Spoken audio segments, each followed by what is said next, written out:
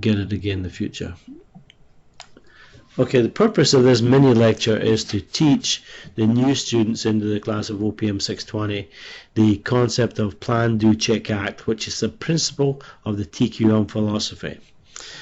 The reason that I have to teach the 6 of you separately is that the students who took OPM 600 in the fall of 2019 got this instruction, got the plan to do this. One of the major assignments to work on a plan and to take the plan to fruition throughout the semester. We titled it, the same thing, using PDCA to attain a higher grade in OPM 620. And the purpose of my choosing to increase your grade in OPM 600 and OPM 620 is the simple fact that as a practitioner, I have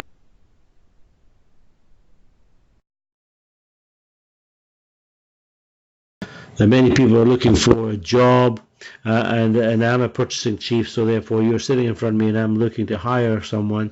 And when I look at your transcript, I glance very quickly through the multiple subjects that you've taken, and I'm looking for those subjects that make a difference to me in purchasing, such as inventory management, operations management, warehousing and logistics, maybe purchasing and supply chain management. I'm looking for the courses that affect the discipline I live in.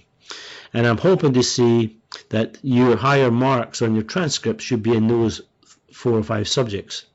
Because you've chosen it for your career, therefore my assumption is, as a hirer, not Jim Phillips, my assumption as someone who wants to hire you is, I would hope that if that's your chosen career, then your marks should be in fairly good marks because you want to do it. So if you were sitting in front of me now for an interview and I could look at your transcript and I could see that you're a D student in purchasing and supply chain, I can tell you very honestly, although it's against the law to be biased, I can tell you very honestly that the chances of me hiring someone with a 55% average in purchasing and supply chain management is slim to none. I would not hire you, because I can hire someone with a 95% average who studied well and is showing a different aptitude. So part of me wants to make sure that you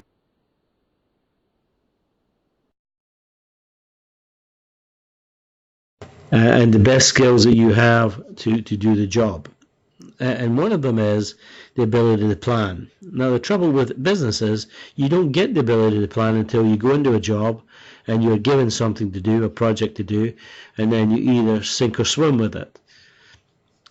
I learned this concept of PDCA when I was 45 years old. I learned it from Honda when I joined Honda as a director of purchasing. They taught me how to do this. It is very effective. We apply it on a daily basis, and for the simple reason that it becomes a consistent document for our staff to present to us. And because we are because we are a Japanese company, many of our employees are Japanese and speak only Japanese. So when you see a consistent method, they tend to understand it quicker and they can follow along very easily. So when I started to talk, and Mary Jane asked me to give her an update on what my opinion was of PDCA, and I gave her this example, and she seemed to think that was good to go. So that's the background of why we should study PDCA. When I say it will have a significant part in your career is that if you can use this method or a method similar to this, when you're giving a project or an assignment by your new boss, and you lay it out as a plan, and you actually write the plan down, because that's part of the key, is most North Americans do our planning in our head. They call it planning on the fly. As we're making the plan as we go forward. It's more difficult to write a plan down, but it forces you to think clearly about it because it's now in writing, it's now on paper in front of you or on the screen in front of you. So part of this is to kind of force you to start to do a planning document that at least you can use as a baseline. Okay, and the acronym Plan, Do, Check, Act, PDCA, is a concept of rotation. That's why up in the top corner you see rotational factors. Plan goes to do, then you do the check, and then you do the act. And the concept's very simple. It says you make a plan, you then implement the plan, you do the activities that you say you're going to do. you check the progress of your plan as to where am I to what my intention was or what my objective was. Oh, we just lost Stella.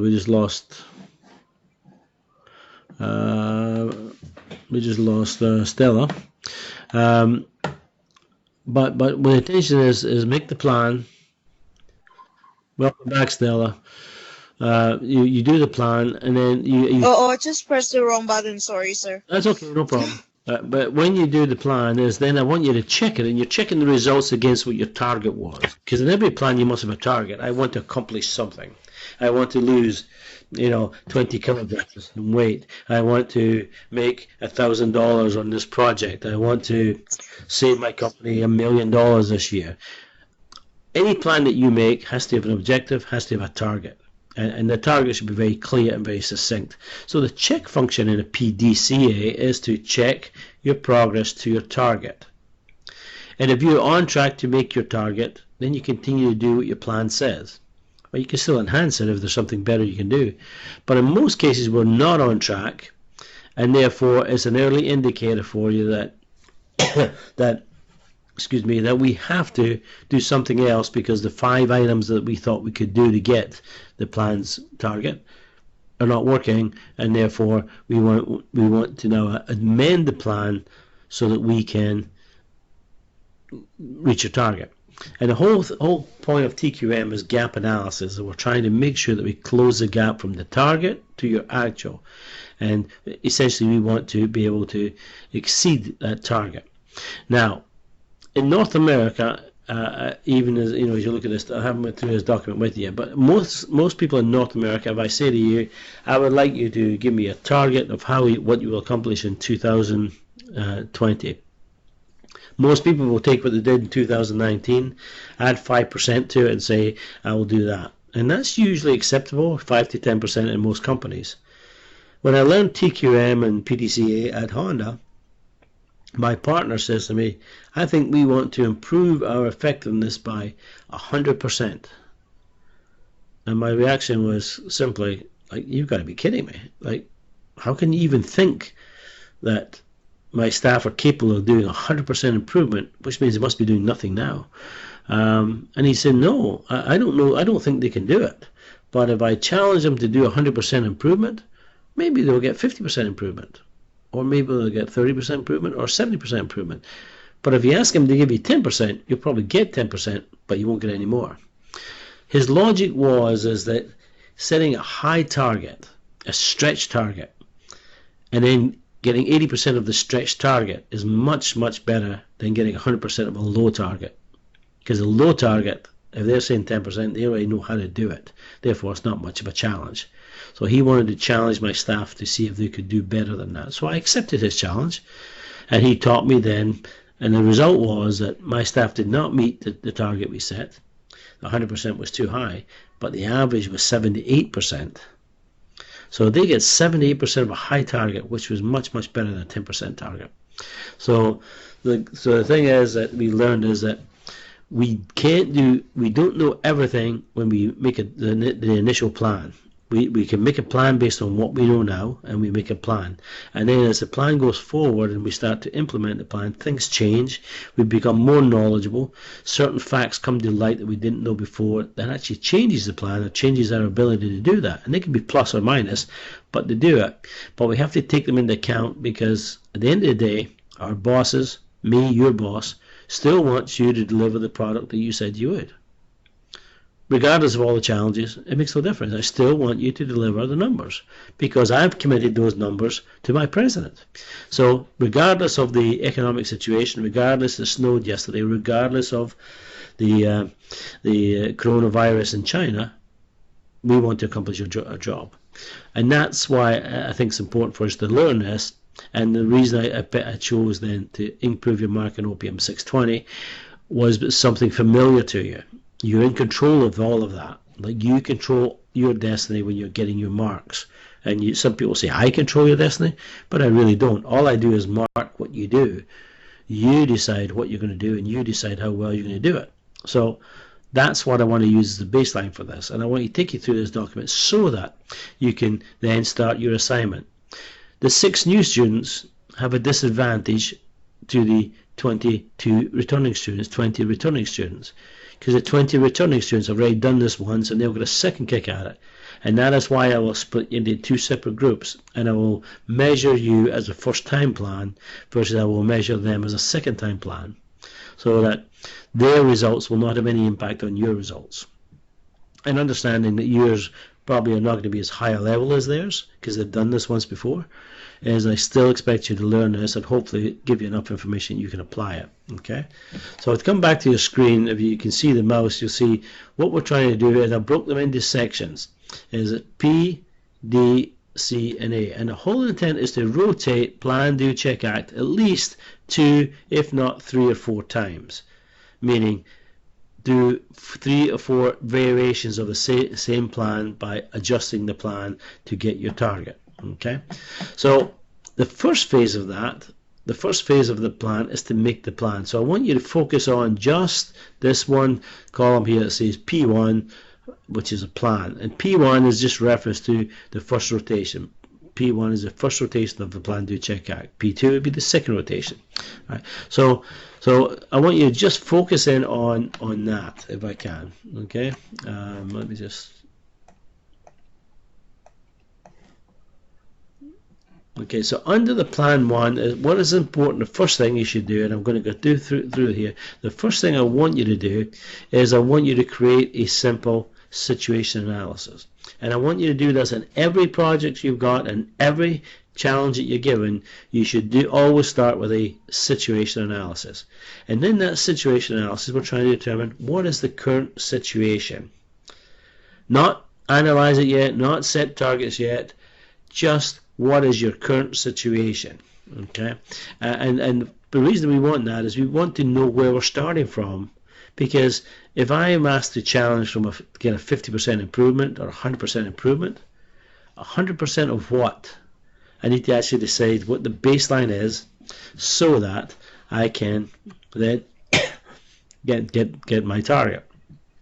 So that could be simply being, if I was to tell you that I am going to try to save my company 10% reduction in the cost of my material, I need to know that so my target is 10% on my cost of my raw materials, and I know I spend $100 million on raw material. Therefore, one of my facts says that I currently buy $100 million of raw material. Okay, I might also state under that situation is the current economic condition, or the market condition, or the commodity condition. I might also indicate maybe the indication as to what's the status of the automotive market, because if it's booming and I'm buying steel and I'm not an automotive person, then I'm going to be playing second fiddle to the automotive because they use a lot of steel. So I put down facts that are just related to my project. In your case, you're going to put some facts down that are related to you. Okay, and I'm going to show you if I can switch screens for you here a second, and tell me if it doesn't switch. But I'm going to bring up a student example. Okay, and I've got permission of this student to show this example. I've sanitized it, taken his name out and taken some personal information out. But essentially, this is his P2, and what he did was his situation analysis. Can you see this section here? It's gray now. Okay, his situation analysis, his facts was simple, that currently his GPA was 71%. And when you do your initial plan, I want you to tell me what your current GPA percentage is for all your courses you've taken up to this point.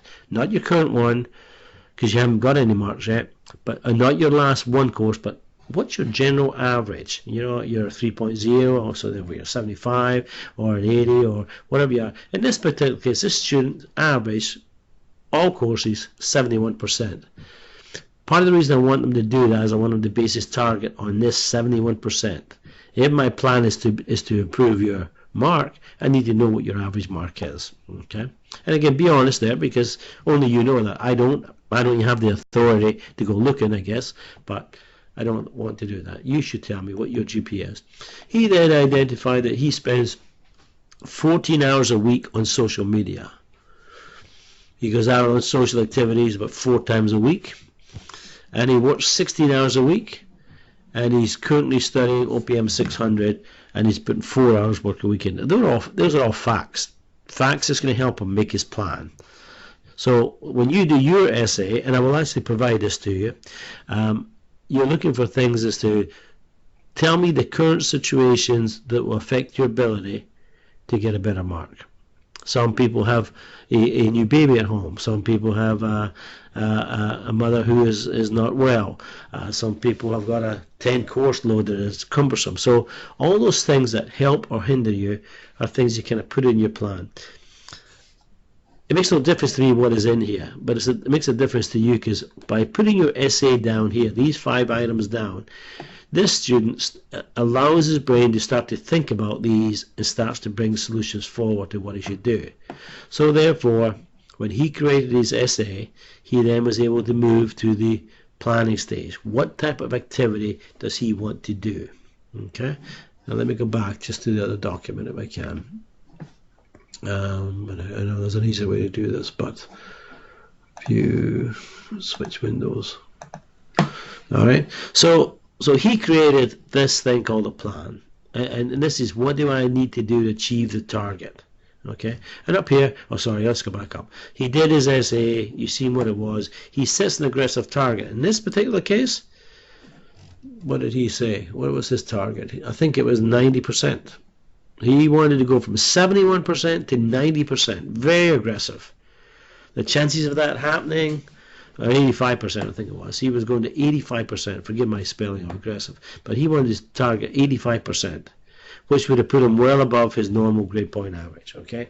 But the other thing I want you to do when you make your target is you need to know how to measure your activity. If you can't measure it, you can't do it. That's simple, and that's just life. That's just a business rule. If you can't define the measurement or the formula that does it, you can't measure it, because how do I know you've achieved it? How do I know you didn't? And so when he says he wants an 85% average in this class, he is set an aggressive target, and he knows how he's going to measure it, because he's going to add up, he's going to watch his grade center, and he's going to watch his score go up and down throughout the semester. Right? So he can see what he's doing. He can see if he's on plan, and therefore, if he does those 5 or 6 items that he identified, he'll attain it. So this is what he did. So that's the first thing. So once you do that, then what you need to do is ask yourself, now I've set my target 85%. What are the things I need to do to achieve this target? Okay, knowing that, and again, knowing that, let me see if I can actually, yeah, okay, there we go. Okay, a little bit bigger here. Okay, knowing that he spends all this time, 14 hours, goes out 4 times, etc. Some of the things that he had to do is he had to cut down his social activity from 14 hours to 7 hours per week. He knew that he needed extra time in order to study OPM 600. So one thing he could do was cut down his social hours from 14 to 7 hours. Okay, he could cut down his social activities from 4 times to 1 time per week. Okay, he can increase his study hours from 4 to 10. So he's got some activities here he can measure. He wants to cut down his work hours from 16 to 8 hours by finding a coverage. Okay, and he wants to be able to utilize the breaks, etc. So when I went through this plan with this student, I said, first of all, number 4, you do not cut your hours back, because most students need the part-time jobs to pay their bills. So as much as you want to do that, that'd be the last thing I do, because you're losing money when you do that. But look at these 2 here. You can cut down your social activity, your social media activity, and you can cut down your social activity. Cutting it down to go out once a week for a young man, probably highly unlikely. But he was willing to try this, and then so he went ahead and did that. That was his plan. Okay, he set his target at 85%. He's going to do these activities, which will help him get there.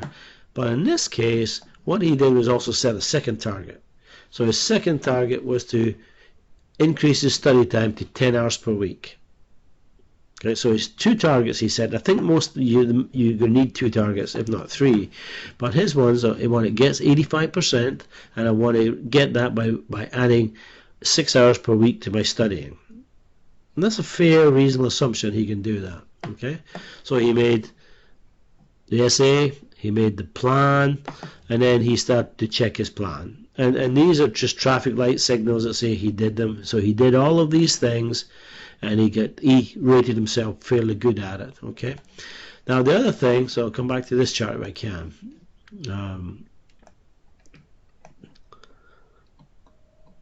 So now that you create your plan, you make your target, then you make your plan, which he has done here. You then have to create a tracking document or a graph. Okay. In this particular young man, he created a tracking document, which is a visual signal as to how he was doing, and then he created a graph as to how he can see it. And what he's done here on the graph is just very simple. Now, the red comments are my comments, by the way. All right, and when I send you this, it'll help you understand what he's done. But he essentially says, my baseline average is 71%. So he draws his line at 71%. He then puts his target in and says, I want to go to 85%. And then you'll see he jumps up to 90% or 87%. But initially he went to 85%. And what he's trying to do is to get from 71% to 85%. Now, once he started his activity, he started to track it down here. Okay, and he actually made the plan inside his week 7. So he knew his start point and he knew his results at week 7. So he could start there, all right. Some formatting issues here, not a big thing. But he started to plot. So for example, this graph, this plot line here, comes from here. So on week 7, he could go into Grade Center and say, what was my mark? And because we'd only done a little bit of work, one small assignment, a couple of discussion boards, and some quizzes, he had done very well. So he started out bang at 92%, although it's not 92% of all items, it's just the items he'd done, he had 92% average. So he had a big jump.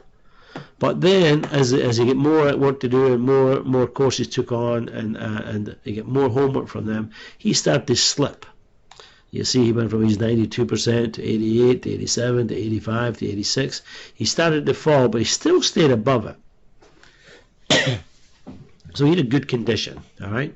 But each time he checked it, every couple of weeks. It looks like he looked at his mark, and because he was high, then he really didn't have to, he could keep running plan 1, because as long as you're above the line, plan 1 says you can keep going.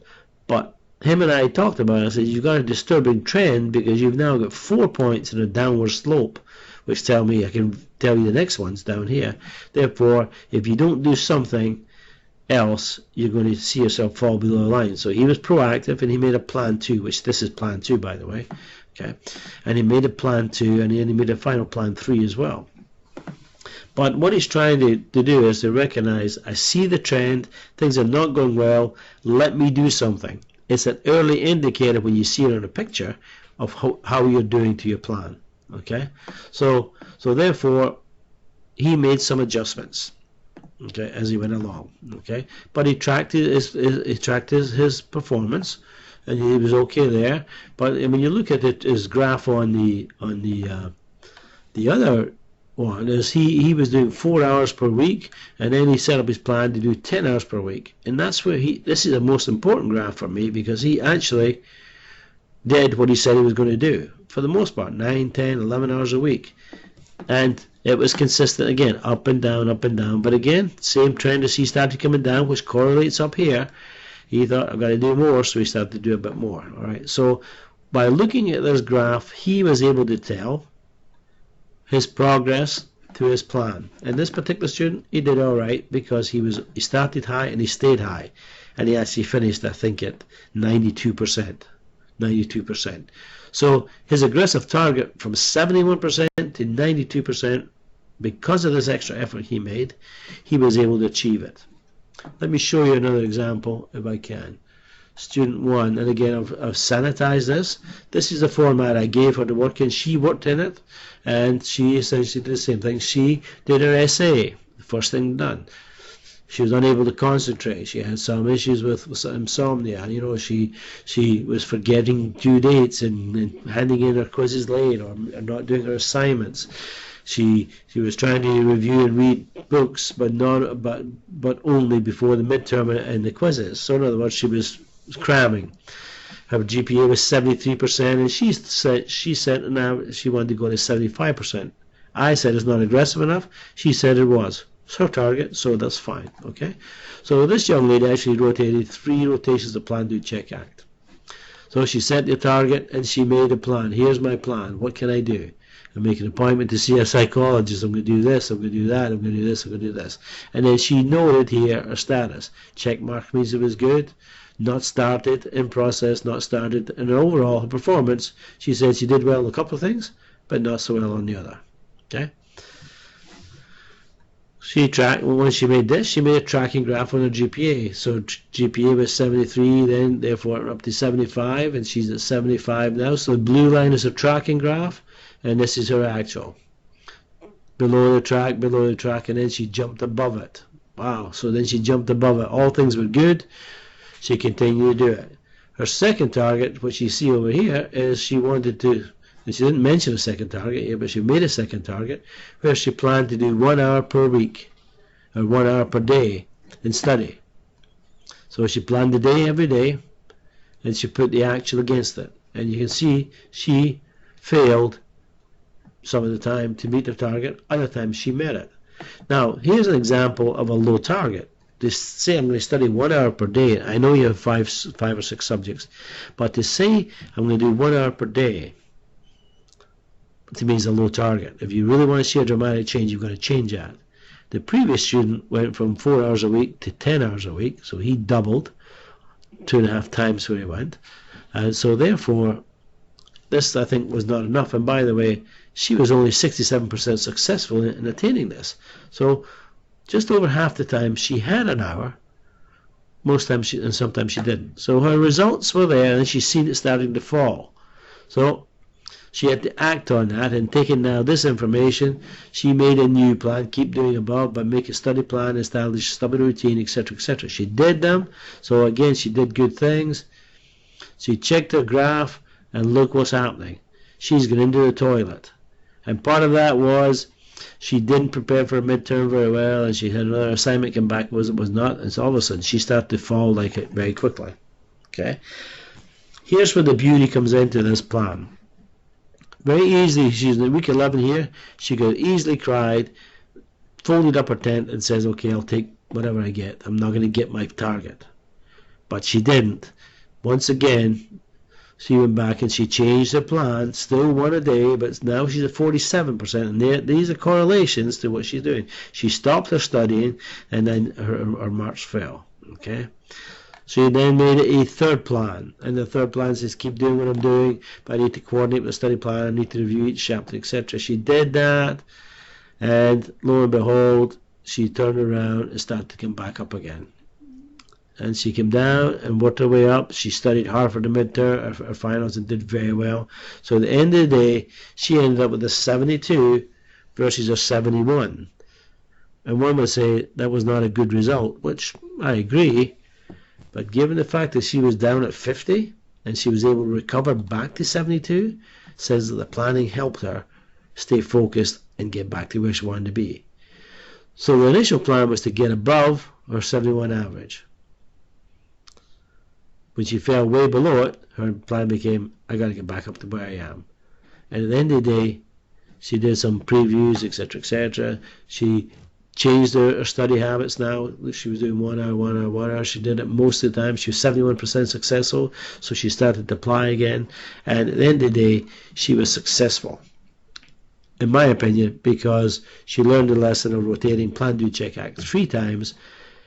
If she'd done nothing up here, she would never have seen this problem. And if she had never seen this problem, she would never have got this mark. And that's the beauty of this. And that's what I want you to think about when you're making your plan, is what are you going to do to bring your mark to where you want to be? And only you can decide what that mark should be.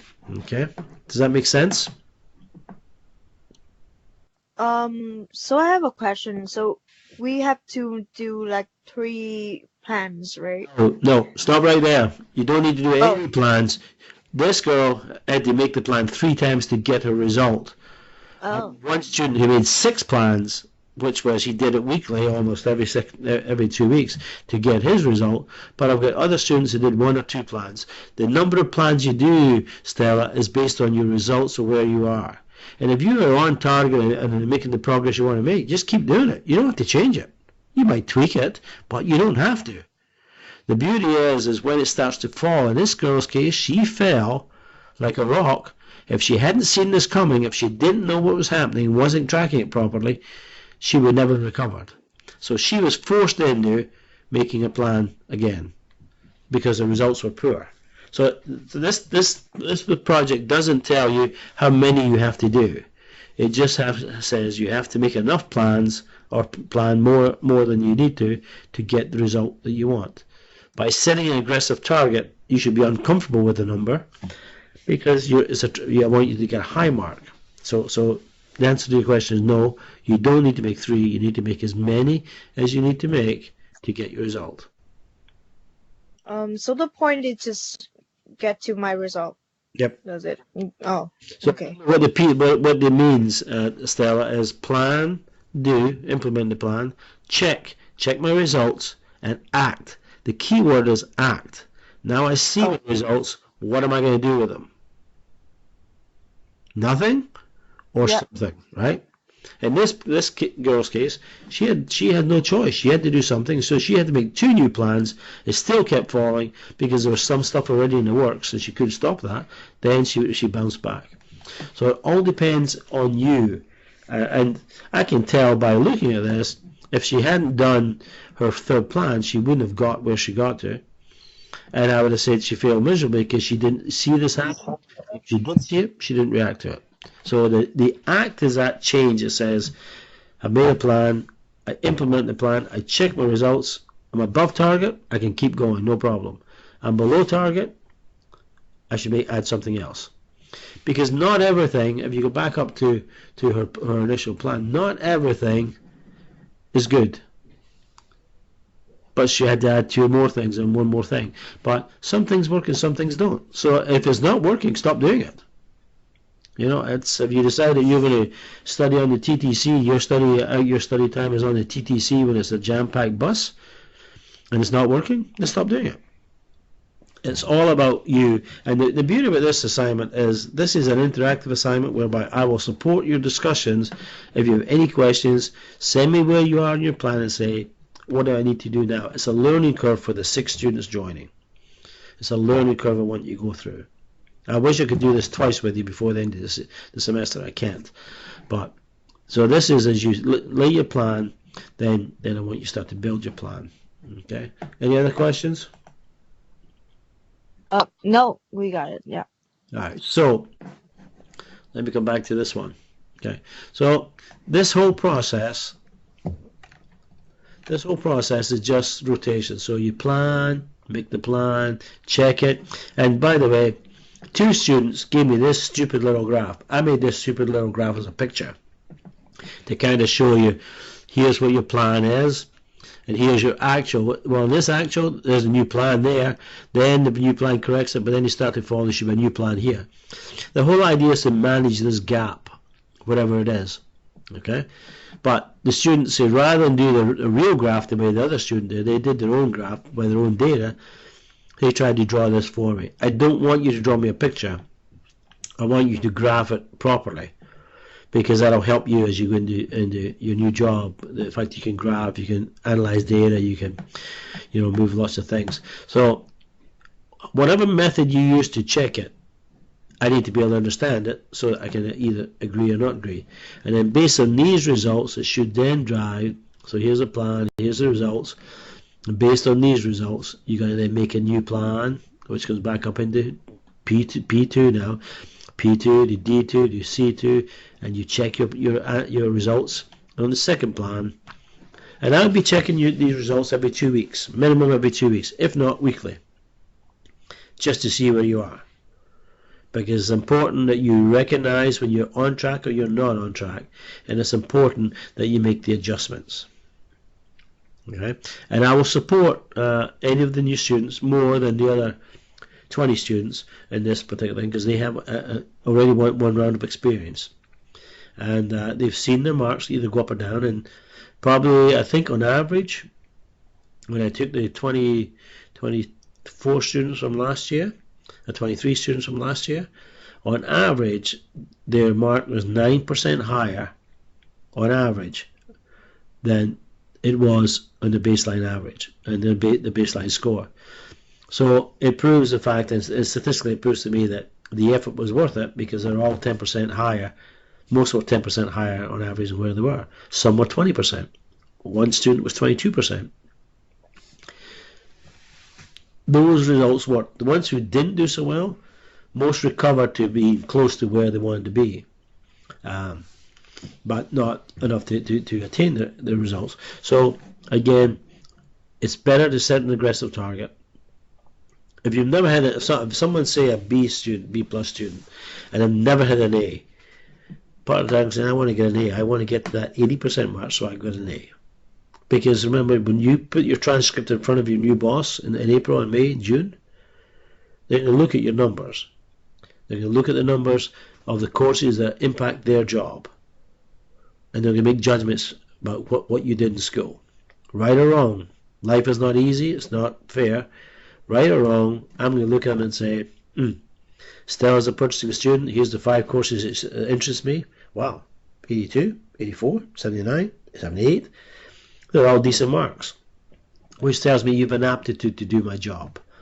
But if I look and see the 5 courses I'm interested in, Stella's got 50, 65, 54, 22, maybe I'm not so excited.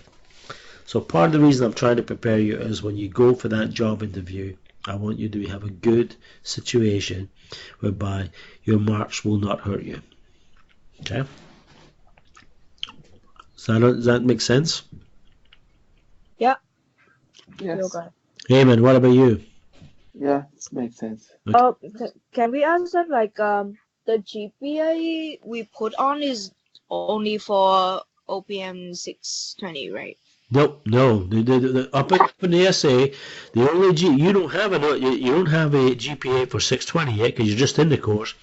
But your current GPA on where you are. Oh, my current GPA. Oh, okay. Baseline, because that's where you are. That's saying over the 25 courses you've taken, you are 75%. You're a 75% student. What you're trying to say is that in OPM 620, I'm going to increase that 75% to something else. Okay? I'm going to beat that by 5%, 10%, 20%. That's why the baseline has to be past history. You can't predict. Then your target will predict where you're going to be. Okay, so what I would like you to do, the 6 students, and we issue this formally, I want you to do this first phase. And so I will tell the 6 students, do the first phase, do your essay, do your initial plan, make your graph, and then send it to me. Okay, and what I will do, I'll evaluate this for you. Okay, I'll evaluate it. In fact, the other students will do the same. Because then I'll be able to look at this and say, do I think this is enough to get to where you are? And I'll be honest with you, I'm a businessman, I'm not a teacher, I don't have soft feelings. I don't care if you cry when I tell you your plan's useless. But at the end of the day, I'm trying to get you to a much higher place. And therefore sometimes it takes a little bit of tough love. But I want you to do just the plan stage first, and then right away I'll analyze it quickly for you. And then you'll get into your implementation and then start tracking every 2 weeks where you are. Okay? Okay. And you can start this tonight. You can start this tonight. You can start to pull your information together. I will send you 3 copies of 3 different styles. These students got high marks on that. Sanitize the data so that it's you cannot go back to someone and say, oh, I see you're here, or you're that, or you're this. I've got their permission. I've got 2 permissions. I'm waiting for the 3rd permission. When I send it to you, I don't want you to copy the format. This is a format, by the way, that I do. And by the way, in this document, for example, there's a 2nd tab. This got a format. You can start your planning document right here. So, and then you can fill this in. Just make this blank. And here's the plan. Here's a blank document. Okay.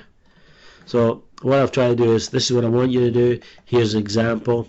Simple example, and I'll give you 3 other good examples, and they don't look like this. Only one looked like this, and then you can use this document if you want, or you use your own. I would suggest you use Excel for the simple reason, yes, some people would like to do it in Word.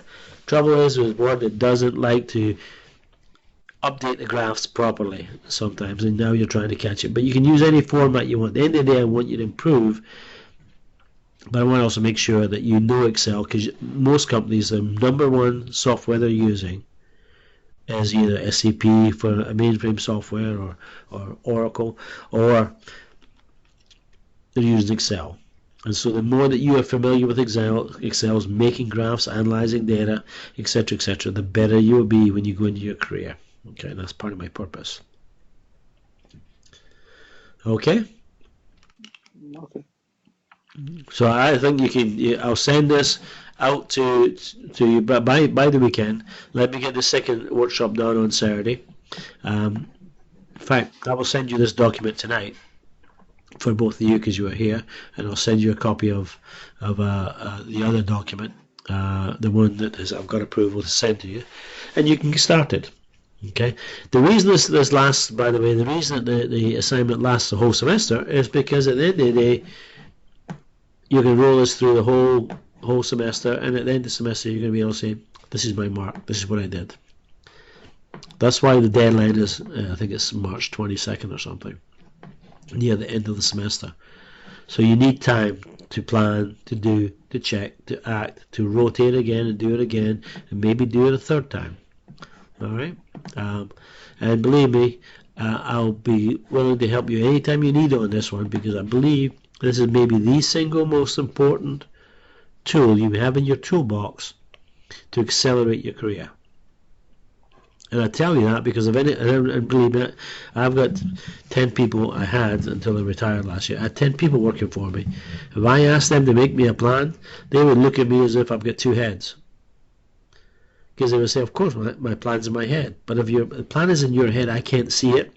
And I don't know how, as a director, I can help you if I can't see your plan. And if you can't put your plan down on paper, it's not a plan. It's just a wish. So it's important you learn to put your thought down on paper and make it as simple as possible. And believe me, I get this format not from some academic book. I get this format from the Honda Top Management School in Japan, where I attended for my graduate study, because they keep life simple because of language difficulties. Therefore, it's simple is easier for people to understand and to do. So it's a simple plan. The format is simple. It's not got lots of bells and whistles. Doesn't need to have. It needs to have good data, good graphing capability, and good effort. Okay? Any other questions? No, sir. No, good. Be okay. Okay, so what I'm going to send you tonight, and I will do it tonight, is I'm going to send you a recording of this so that you can go back and listen to it again, because my voice is so wonderful, I know. But at least you'll be able to hear it again, see it, and I'll send you the documents you're dealing with. And then maybe by the weekend you want to give me give me 10 minutes of time, half an hour time, Jim, and let me show you what I've done, and I'll gladly help you get off to a good start. As a teacher, my job is to get you the best mark that you're capable of getting. And if it happens to be 100%, you would not be my first student to have 100% on this course. So do your best, be aggressive, make a good plan, but most importantly, make a plan that you can implement, because you have to be able to implement it. Okay? Yeah, I would try to be realistic as possible. Realistic means conservative. I want you to be as bold as possible. Okay. Don't be afraid to push it, Stella. Don't be afraid to push it. I can get you 2% just by changing, your two decimal points to 1 decimal point. I want to get you that 10%, 20% above where you want to be, within reason. If you're already a 90% student, it's a tough one. Your aggressive target might be 95, but it's only 5, maybe 90 again. But let's see what you can do. Okay. Don't be afraid to be aggressive. I will help you attain your goal. And by the way, your mark in this assignment has got nothing to do with whether you get 90% average or not. It's about the effort you're making, the planning process you're going through, and the results there. But it's just the results, just confirmation, nothing else. Okay? Yeah. Okay. If in doubt, don't afraid to send me an email. Ask any questions you've got inside the questions blog, and I'll answer everything there. Okay? Okay. Thank you. All right. Thank Thank you you. very much. Best of luck, and don't forget, call me, send an email, let me know you need some help, and I'll help you. Okay. Yeah. Thank you. Okay, you're Have a welcome. good night, sir. All right, good night. Have a good night. Thank you.